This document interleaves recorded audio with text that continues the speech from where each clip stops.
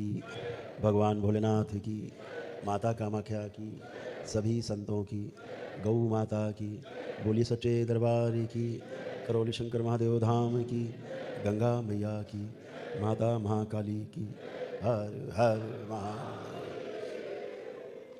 दरबार में पुनः आप सभी का बहुत बहुत स्वागत है।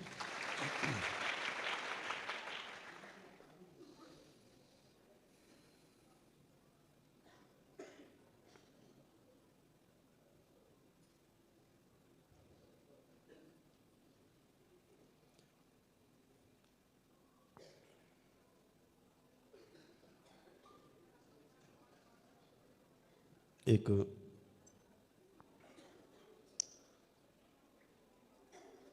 बात शेयर करना चाहते हैं।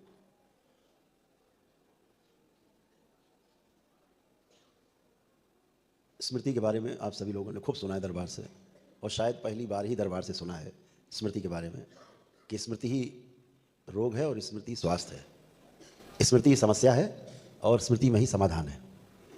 बात केवल सकारात्मक और नकारात्मक की है कि स्मृति सकारात्मक है कि नकारात्मक है। जो सकारात्मक है उसे देव कह दिया गया, जो नकारात्मक है उसे दैत्य कह दिया गया। समझने के लिए है। इस संसार में स्मृति के अलावा और कुछ है भी नहीं। स्मृति है तो जीवन है, स्मृति नहीं तो समापन हो गया जीवन का, कुछ भी नहीं है। आपकी फ़ोन में जो स्मृति है, अगर उसे डिलीट कर दिया जाए सारी स्मृतियाँ, तो आपका फ़ोन केवल एक डिब्बा बन जाएगा, कुछ नहीं बचा। यही स्थूल जगत में भी है, सूक्ष्म में भी है, स्थूल में भी है। जैसे फ़ोन है, फ़ोन में बहुत सारी स्मृतियाँ फ़ोन में नहीं होती। आप जो ऐप डाउनलोड करते हो ना, उसमें होती, क्लाउड में होती है। जब उसे ऑन करते हो तो जुड़ जाते हो आप ऊपर। अगर उस ऐप को डिलीट कर दिया जाए तो फिर आप कुछ नहीं देख सकते उसके द्वारा। ऐसे ही मानो जीवन में भी स्मृतियाँ होती हैं, उन्हें डिलीट करने के बाद कुछ भी याद नहीं रहता।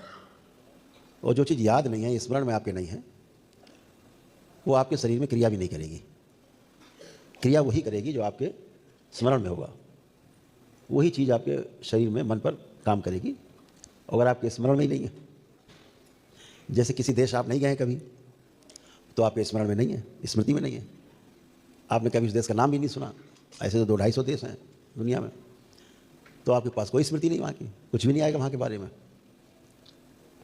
जिस मोहल्ले में कभी आप नहीं गए, कभी नाम नहीं सुना, अगर आपको बताया जाए तो कोई स्मृति नहीं, आपका कोई रिएक्शन नहीं आएगा, अच्छा बुरा, अगर कोई बताए भी तो। ऐसे ही जो स्मृतियाँ हैं वो हमारे शरीर में नहीं रहती हैं। इसको ध्यान से समझना है आप सबको। हमारी सभी स्मृतियाँ हमारे जीवन में है। वह जीवन जो हमारे अंदर से बैठकर बोल रहा है और आपके अंदर से बैठ के सुन रहा है, उस जीवन में भी पार्ट है, 5 पार्ट है उस जीवन के: आत्मा, बुद्धि, चित्त, वृत्ति और मन। ये जो स्मृति हैं ये चित्त वाले भाग में रहती हैं। जो चित्त के भाग में रहती हैं, चित्त में रहती हैं, चित्त अर्थात आपका कारण शरीर, बीज के रूप में रहती है। जैसे घर में तमाम सामान पड़ा है एक कोठरी में, आपको याद नहीं है, और अचानक से किसी ने कोई वस्तु का नाम लिया, वो आपकी कोठरी में है, आपके तुरंत दिमाग में आएगा वो हाँ है। तो ऐसे तो चित्त में वो स्मृतियाँ रहती हैं। हम कोई भी काम करते हैं, सूचना के रूप में किताब पढ़े, बातें सुने किसी की, किसी से बातें करें, कोई हम किताब लिखें, गणित लगाएं, फार्मूले याद करें, ध्यान साधना करें, उसके जो अनुभव आते हैं आपको, जीवन को भी जो अनुभव हो रहे हैं जीवन में, वो सब आपके चित्त में ही संग्रहित होते हैं और कोई स्थान नहीं है। आज का विज्ञान ये मानता है कि जो स्मृतियां हैं वो मस्तिष्क में रहती हैं। बहुत भोले हैं बेचारे ये। आज का जो वैज्ञानिक समाज है बहुत भोला है, बच्चे जैसा है। अभी से पता भी नहीं है, यही नहीं पता है कि स्मृतियां रहती कहाँ हैं। फिर भी स्मृतियों को हटाने का, नष्ट करने का, कम करने का, ज़्यादा करने का, भुलाने का दावा करता रहता है। अभी तो यही नहीं पता कहाँ पर है स्मृति, कहाँ है, रहती कहाँ है। तो स्मृतियाँ सारी चित्त में रहती हैं। आपके जीवन में चाहे आपने सीखा हो, पढ़ा हो, चाहे अपने जीवन में आपने अनुभव किया हो, उस अनुभव की स्मृतियाँ भी आपके चित्त में ही रहती हैं।